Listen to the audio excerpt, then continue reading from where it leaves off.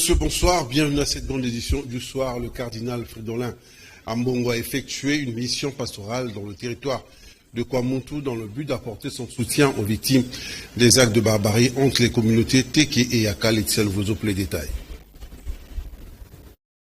Les territoires des Kwamut dans la province de Maïndombe enregistrent de violents affrontements entre communautés Teke et Yaka depuis plusieurs semaines. Suite à ces conflits, l'archevêque de Kinshasa, le cardinal Fridolin Ambongo, a effectué une mission de 4 jours pour réconforter cette population victime des actes de barbarie.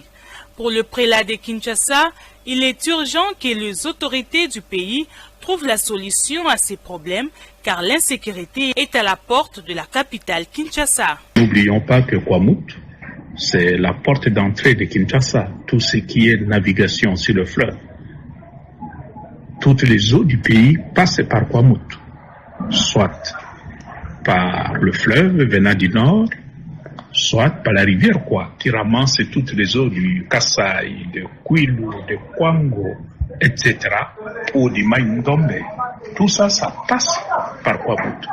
Et s'il y a insécurité à cet endroit aussi stratégique, ça peut avoir de lourdes conséquences sur Kinshasa.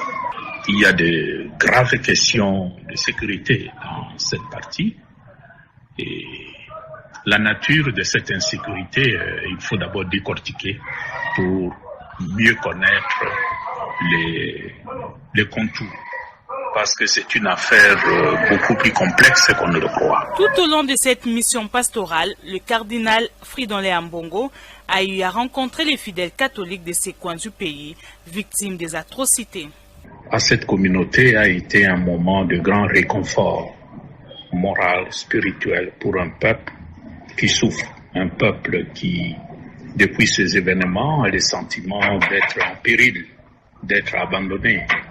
Les activités économiques sont pratiquement paralysées et c'est clair que l'autorité du pays doit faire quelque chose pour que cette situation puisse se débloquer.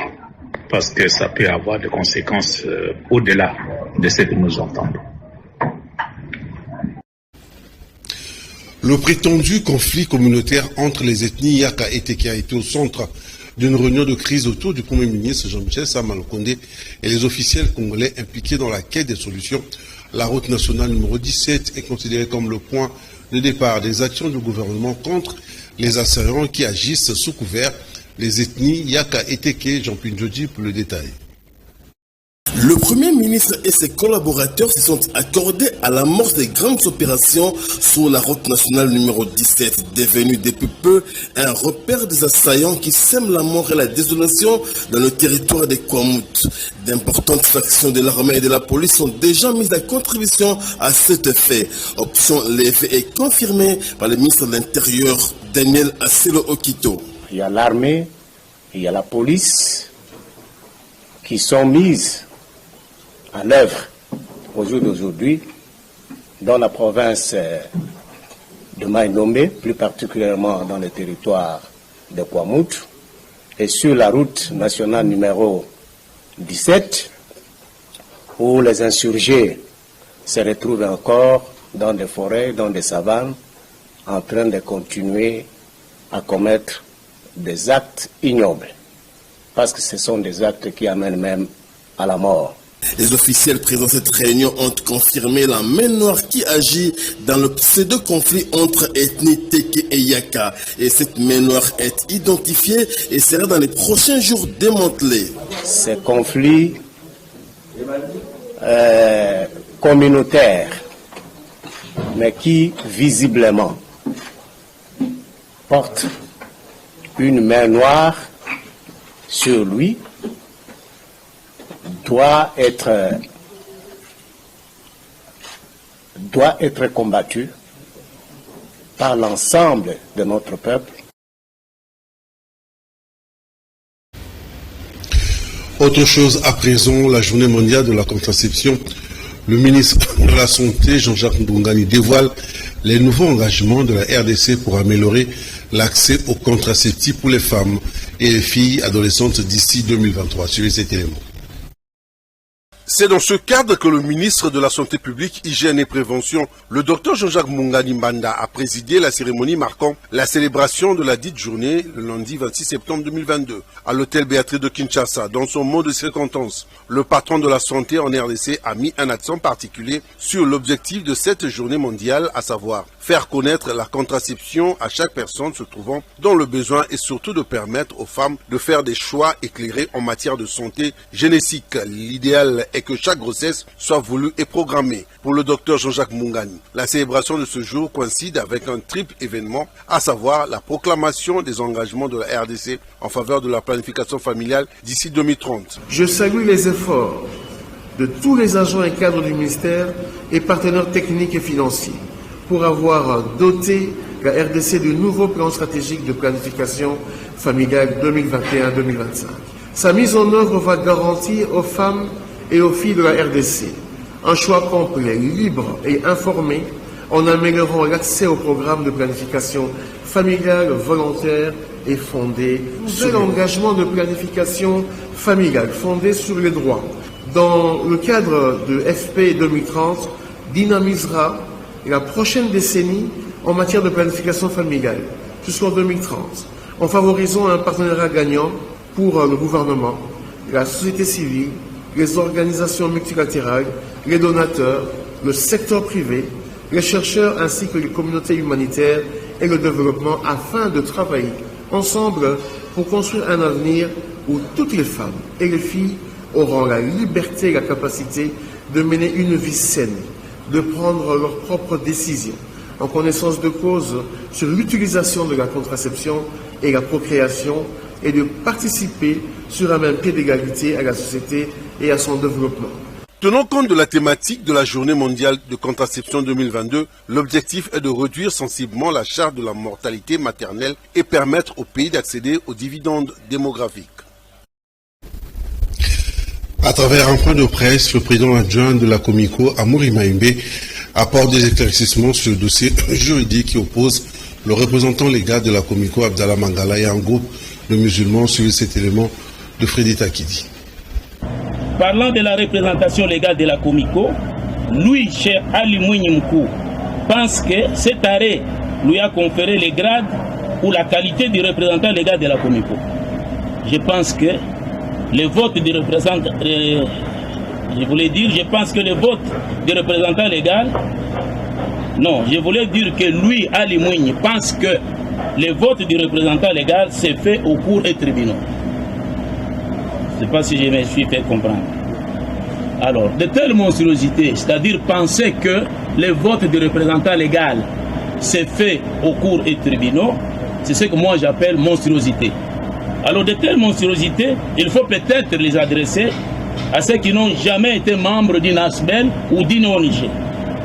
C'est lui, chez Ali Mouinimkou, qui avait convoqué l'Assemblée générale qui s'est tenue aux affaires étrangères et qui a porté l'actuel représentant légal, Cheikh Abdallah Mangala Louaba, à la tête de notre communauté. Mais, furieux, pour avoir échoué aux élections, Cheikh Ali Mouini choisira la voie de la justice pour chercher à tout prix à récupérer le fauteuil, mais qui est déjà occupé. Par cet acte, j'aimerais dire, le fait de saisir la justice, il a violé les dispositions des statuts de la Comico, et je vais vous lire. Nos statuts disent ceci, en rapport avec des contestations. Toutes les contestations sont supposées présentées et vidées au sein même de l'Assemblée générale, et les membres s'interdisent de manière catégorique tout recours aux instances judiciaires avant d'épuiser toutes les voies internes de la Comico. Je disais donc qu'il a violé les dispositions des statuts de la Comico qui stipulent qu'aucun membre ne peut saisir la justice pour ce qui s'est passé à l'Assemblée générale. D'autant plus que tous les litiges sont censés être vidés au cours même de la dite Assemblée. Restons toujours dans ce chapitre où pour le président adjoint de la Comico, le président Abdallah Mangala reste l'unique représentant des musulmans. Encore une fois, Freddy Tankiti. D'ailleurs, il mérite une sanction pour avoir violé ou foulé au pied les prescrits de nos statuts. Chose grave, il a même foulé au pied lors de cette assemblée les hadiths prophétiques.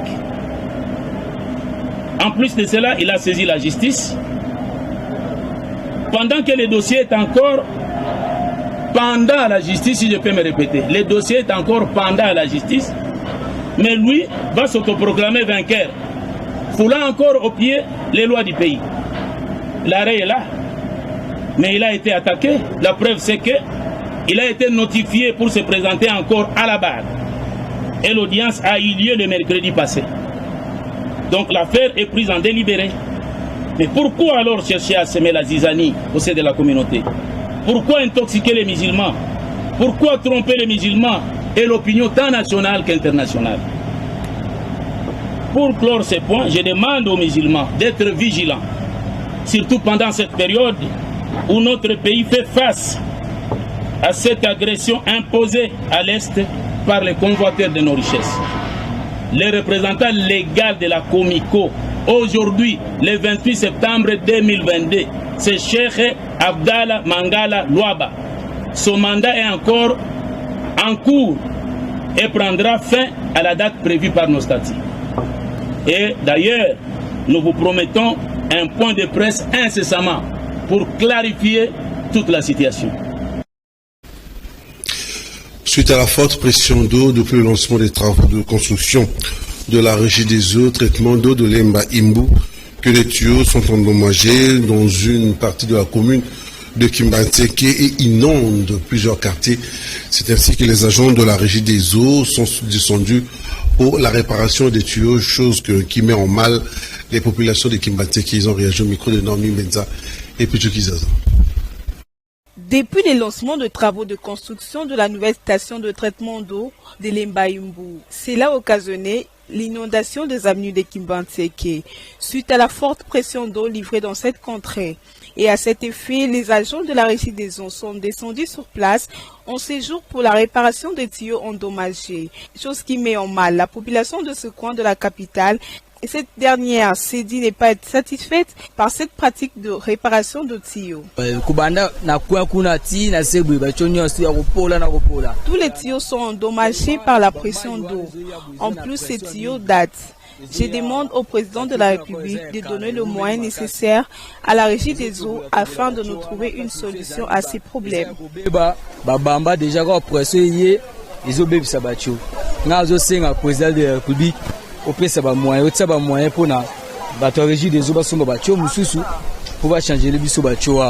La population de Kimbantseke lance un cri d'alarme aux autorités compétentes pour le changement de tuyaux afin que la solution soit durable. Les activités académiques sont à l'arrêt à l'Institut facultaire des sciences et de la communication. IFACI, consécutivement au mot d'ordre de la grève lancée par le RAPUCO, réseau des associations des professeurs des universités et instituts supérieurs du Congo. Suivez cet élément. Les réseaux des associations de professeurs d'universités et instituts supérieurs ont dénoncé le manque de volonté politique du gouvernement suite au non-respect des engagements pris pour l'augmentation de primes. Sur ces, une grève a été décrétée depuis le jeudi 22 septembre dernier dans toutes les universités ainsi que les instituts supérieurs. À l'Institut facultaire des sciences de l'information et de la communication, IFACIC en sigle, la grève a débuté ce mardi 27 septembre 2022 et quelques étudiants trouvés sur place se sont exprimés en ces termes. Oui, effectivement, il y a la grève. Aujourd'hui, c'est le deuxième jour. Les professeurs ne veulent pas dispenser le cours faute de l'agenda qui a été négocié entre le gouvernement et eux.